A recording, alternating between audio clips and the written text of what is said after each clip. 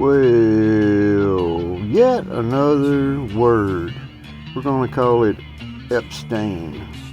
The Epstein files, and we're going to get to the legal ramifications of the Epstein files and what is contained in certain pieces of paper and articles of legal literature. But enjoy the video. And what a fitting end to these 6 months of Republican control in Washington. Instead of doing their jobs, instead of standing up for kids, for families, instead of standing on the side of transparency and accountability, Republicans are running away, all to avoid the release of the Epstein client list, all to cover up for pedophiles. In this hollowed out version of the Republican Party, they knock down people. But nevertheless, let's get back to the original court case on Mr. Epstein. He reached a agreement for them not to prosecute based on the co-conspirators, which are listed in this page 5 of this article of agreement with a federal court. You have to understand this.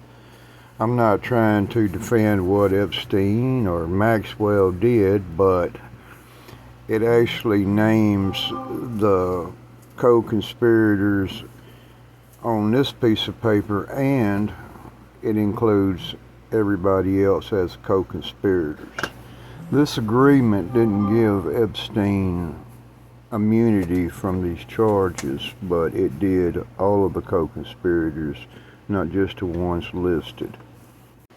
But people will say, well, why did Maxwell get convicted anyways when she was named to be immune from the previous agreement between the U.S. Attorney's Office and the agreements were they honored in the federal attorney's offices of representatives of the United States government. So the question comes up, and Maxwell brought that up in her court charges in this case, and it's being took before the Supreme Court. So it just poses a question: was Maxwell the victim of what they call the devil indemnity clause, especially when it had something to do with the U.S. Court of America? And then the implications of the immunities granted in the agreement with the Southern District of New York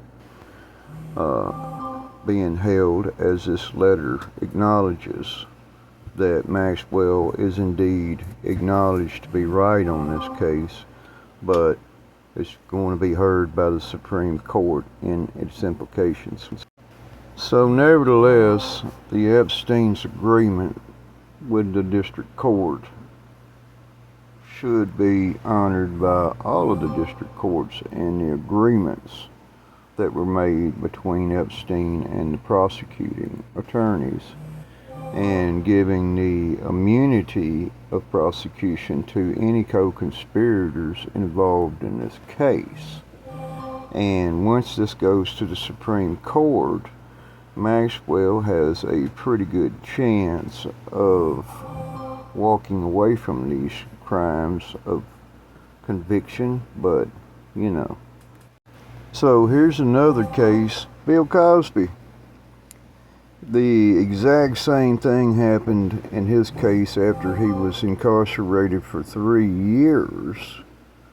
It was discovered that there was an agreement reached with the prosecutors in one court, and then another court chose to go ahead with the charges, but ultimately, you have to understand this, even Bill Cosby was exonerated from his charges.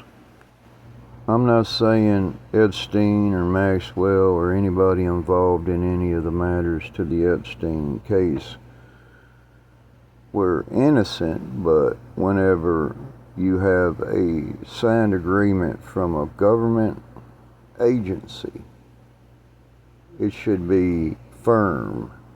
You know, it's not because you're the bad guy or the good guy, it's just an agreement. Should be an agreement. And until next time, Zombie Force out.